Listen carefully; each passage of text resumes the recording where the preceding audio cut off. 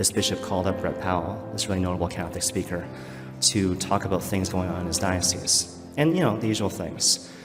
Declining attendance, an aging population, lack of vocations. And they had this lengthy back and forth conversation. And all of a sudden, Brett Powell said, Bishop, I'm wondering, what is the Father saying to you in all of this? And the bishop sort of paused and he said, Brett, it's been really hard.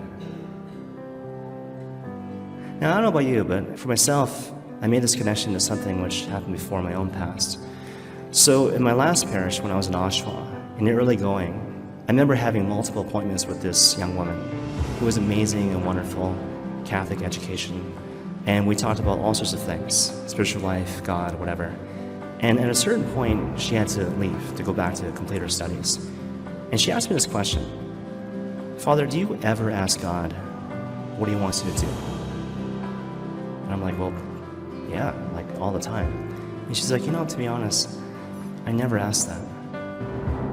There's a way to live in the midst of Catholic culture where you're attending Catholic events and talking about Catholic things in such a way where God's will still doesn't have a claim on my heart.